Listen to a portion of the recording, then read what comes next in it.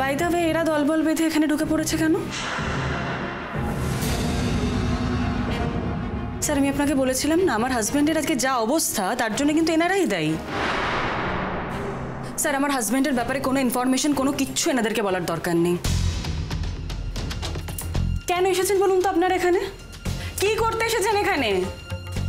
আমার জীবনটা শেষ করে দিয়ে এখানে কথা বলতে এসেছেন ডাক্তারের সঙ্গে? আপনাদের এখানে কোনো প্রয়োজন নেই, প্লিজ এখান থেকে চলে যান, গেট আউট। স্যার, আমার হাজব্যান্ডকে এরা মেরে ফেলতে বসেছিল, এখন দরদ দেখাতে এসেছে, ডাক্তারের সঙ্গে কথা বলতে এসেছে। কোনো দরকার নেই, বেরিয়ে যান এখান থেকে। সেটা কি আপনি ঠিক করে দেবেন? অনেকক্ষণ ধরে আপনার হম্বিতম্বি দেখছি আমি। ওনাদেরকে এখানে আমি ডেকেছি, আর এই ভদ্রলোক আমার টিচার। আপনি অনেকক্ষণ ধরে যে ধরনের আচরণ করছেন সেটা কিন্তু এখানে অ্যাকসেপ্টেবল নয়। আপনি কাকে বার করে দিতে চাইছেন? কাদের বার করে দেবেন আপনি? এই হসপিটালের প্রেমাইসিস থেকে কাউকে বার করে দেওয়ার রাইট আপনাকে কে দিয়েছে? এই হসপিটাল আপনার? এটা একটা পাবলিক প্লেস, এখানে অনেক কেউ আসতে পারে। যাদের পেশেন্ট এখানে অ্যাডমিটেড তাদের খোঁজ খবর নেওয়ার জন্য এখানে তারা আসতেই পারে। আর উনি আপনার হাজবেন্ডের মা, ওনার নিজের সন্তানের সম্পর্কে খোঁজ নেওয়ার কোনো অধিকার নেই, শুধু আপনার আছে। কোথায় লেখা আছে এটা? কোন মহাভারতে? স্যার, আপনি জানেন না, আমি আপনাকে বলেছিলাম তো, এদের জন্যই আজকের এই অবস্থা। Just shut up, just shut up.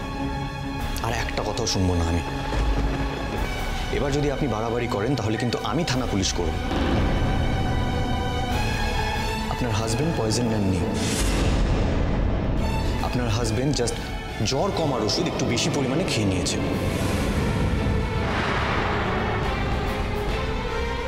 আর তার সমস্ত রেকর্ড আমাদের কাছে আছে।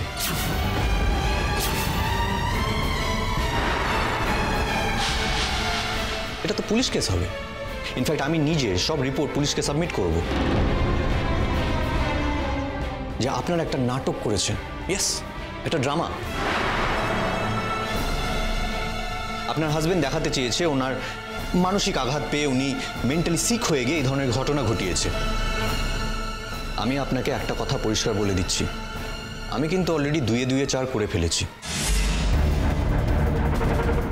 আর আপনি হয়তো ভুলে যাচ্ছেন ম্যাম, আপনি অনেকক্ষণ ধরে আমাকে অনেক কথা বলেছেন। আপনি এটাও ভুলে যাচ্ছেন যে ওনাদেরকে আমি চিনি, and he is my idol. ওনার নাম এই কেসে উঠে এসেছে বলে আমি ওনাকে এখানে ডেকেছি। আর পয়জনটা আমরা টেস্ট করেছি, সেই টেস্টের সমস্ত রিপোর্টও কিন্তু আমাদের কাছে আছে। আর একটা বাড়তি কথা বললে আমি কিন্তু শুধু আপনার হাজবেন্ডকে নয়, আপনাকেও জেলে ঢোকানোর ব্যবস্থা করব।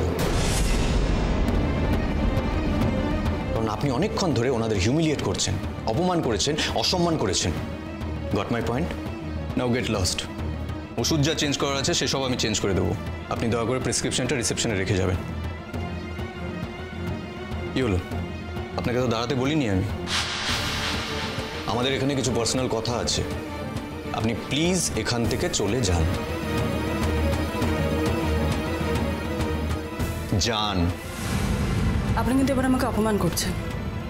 পেশেন্ট পার্টিকে ইনসাল্ট করার কোনো অধিকার কিন্তু আপনার নেই। আপনি যেই হন না কেন, আপনি হয়তো ভুলে যাচ্ছেন যে আপনি কিন্তু আমাদের অন্য পেশেন্ট পার্টিকে অপমান করেছেন, সেটা আপনার মাথায় রাখা উচিত ছিল। Now please leave, just get lost. ঠিক আছে, আমিও। হ্যাঁ করুন করুন, আপনার যা ইচ্ছা আপনি করতে পারেন, প্লিজ করুন। আমি সিইওকে মেল করব। হ্যাঁ, আপনি সিইওকে মেল করতে পারেন, যাকে ইচ্ছে মেল করতে পারেন। You have every right to do that. কিন্তু এই মুহূর্তে আপনি প্লিজ এখান থেকে চলে যান। যান যান, এখান থেকে বেরিয়ে যান এক্ষুনি। আচ্ছা, কি হলো ঠিক? আমি sorry sir, I am really very sorry. Actually আমার সামনে দাঁড়িয়ে আপনাকে কেউ এইভাবে অপমান করবে আমি সেটা মেনে নিতে পারিনি। আর আপনাকেও ম্যাম। আপনার ছেলে বললেন তো, আপনার ছেলে শুধু জ্বর কমার ওষুধ খেয়ে নিয়েছিল, কিছু হয়নি ওনার। উনি এই পুরো বিষয়টা নিয়ে জাস্ট একটা ড্রামা ক্রিয়েট করেছিল। হ্যাঁ, একদিন একটু প্রবলেম হয়েছিল ঠিকই, কিন্তু সেটা এমন কোনো বড় প্রবলেম নয়। ওনার ফিজিক্যাল রিয়াকশন দেখে আমাদের এখানকার অন্যান্য ডাক্তাররা একটু ভয় পেয়ে গেছিলেন। তারপর আমরা সাকশন করে সেটাকে বের করার পর টেস্ট করি এবং সেই টেস্টের ফলাফল এটাই হয়। আজ পুলিশ আসবে ইন্টারোগেট করতে, আপনাদেরকে ডাকতে পারতো, কিন্তু যেহেতু রিপোর্টটা আমাদের কাছে আছে তাই আমি নিজে ফিজিক্যালি সেখানে প্রেজেন্ট থেকে সবটা সামলে নেব। আপনাদের কাউকে ডাকা হবে না স্যার, আর যদি ডাকেও আপনারা আসতে বাধ্য নন। স্যার, এটুকু কথা বলার জন্যই আমি আপনাকে বদার করেছি। অ্যাকচুয়ালি আমি চেয়েছিলাম হসপিটালের কথা হসপিটালেই হোক, তা না হলে আমি আপনাকে কল করে আপনার বাড়িতে গিয়ে কথাগুলো বলতাম। কৃষাণু, ইউ হ্যাভ ডান আ লট। তুমি যা করেছো আমি জীবনে ভুলবো না। তুমি জানো না তুমি কি করেছো আমার জন্য। Thank you. আরে স্যার, আমি তেমন কিচ্ছু করিনি স্যার, শুধু সত্যিটাকে আপনাদের সামনে প্রেজেন্ট করেছি, দ্যাটস অল। কমলিনী, তাহলে হয়তো সব কিছুর জন্য আমি দায়ী নই। প্লিজ তুমি আমাকে ভুল বুঝো না। প্লিজ এখানে চুপ করো, বাড়ি গিয়ে। থ্যাংক ইউ সো মাচ, আপনাকে অনেক ধন্যবাদ। আপনি শুধু ধন্যবাদ দিলে হবে? আপনার বোন তো তখন থেকে আমাকে দেখে মুখ ভেঙিয়ে যাচ্ছে। প্রথম দিনই আপনার বোনের দু চোখের বিষ হয়ে গেলাম। এবার স্যারের বাড়িতে গিয়ে জমি এক কাপ চা না খেলে হবে নাকি? নিশ্চয়ই এসো আমাদের বাড়িতে বাবা। তোমার স্যারের বাড়ি মানে তো তোমারও বাড়ি, অবশ্যই এসো। দেখুন, আপনি যদি সত্যি না আসেন তাহলে কিন্তু আমরা ভাববো যে আপনি আমাদের উপর রাগ করেছেন। আমার মনে হয় আমরা দুজন সমবয়সী হব, বা অ্যাটলিস্ট কাছাকাছি এজের, তাই শুধু শুধু আমাকে আপনি করে না বললেই ভালো।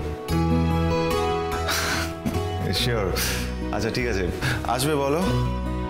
স্যার, যাব, আই মিন যাওয়াটা কি ঠিক হবে? রিস্ক হয়ে যাবে না তো? হ্যাঁ, আসবি আসবি। তুই কিন্তু একরকম আছিস। সরি, তুই বলে ফেললাম। কি বলতো, এতক্ষণ তুমি তুমি করতে করতে না আমার একটু অস্বস্তি হচ্ছিল। এই এতক্ষণে আমি কমফোর্টেবল হলাম। আমিও তাই দেখছিলাম স্যার, আপনি কতক্ষণে নিজের খোলস ভেঙে আমাকে তুমি থেকে তুইয়ে নিয়ে আসেন। স্যার, তাহলে এই রবিবারই যাচ্ছি, পজিটিভলি। আর পেশেন্টকে নিয়ে কোনো চিন্তা করতে হবে না ম্যাম, ইজ পারফেক্টলি ওকে। আর ওকে থাকারই কথা। আমি ওনাকে বিকেলেই ডিসচার্জ করে দেবো। পুলিশ জিজ্ঞাসাবাদ করার জন্য আপনাদের বাড়িতে যেতে পারতো, কিন্তু আমি সেটা চাইনি। আমি যদি ওনাকে কাল ডিসচার্জ করে দিতাম তাহলে হয়তো আজ পুলিশ আপনাদের বাড়িতে যেত। তাই পুলিশ যখন আসবে আমি পুরো সময়টা ওখানে প্রেজেন্ট থাকবো। পুলিশ আজ হসপিটালেই আসবে, আপনাদের চিন্তা করার কিছু নেই। স্যার, আপনি বলছিলেন আপনি ইনস্টিটিউটে যাবেন, আপনার ক্লাস আছে, আপনি এগিয়ে যান sir. Thank you so much. তুমি যে আমার কি উপকার করলে। না না ম্যাম, আমি আপনার কোনো উপকার করিনি, আমি তো শুধু সত্যিটাকে আপনাদের সামনে তুলে ধরলাম। না গো, অনেক বড় উপকার করলে তুমি আমার। সত্যিটা তো সবসময় জানা যায় না, আর সত্যিটা জানা না খেলে যে কত গন্ডগোল হয়ে যায়। বলছি, রোববার দেখা হচ্ছে কিন্তু। চলো মা। সকলে বললো, আপনি কিন্তু আমায় ইনভাইট করলেন না। আমার ইনভাইট করা থেকে আপনার যাওয়াটা আটকে থাকবে? সকলে তো বলেছে, ওটাতেই হবে। তার মানে আপনি চান না আমি যাই? আমি চাই বা না চাই তাতে তো এরকমটা হবে না যে আপনি আমার বাড়িতে গেলেন না। যাবেন তো? তাহলে আর যাই হয়ে যাক, আপনার যাওয়াটা তো আটকে থাকছে না। না, একদমই না। স্যারের বাড়ি আমি তো যাবই। আর সব থেকে বড় কথা হলো, স্যারের জীবনে এত বড় একটা খবর, সেটা সেলিব্রেট করতে হবে না? বড্ড ফাজিল হয়েছিস, ভুলে যাস না আমি কিন্তু তো স্যার। স্যার, আপনি কিন্তু একদিন আমায় বলেছিলেন 18 বছর পর ছাত্র শিক্ষক সব বন্ধু। আপনি তো শিখিয়েছেন স্যার। ঠিক। আসি, চল।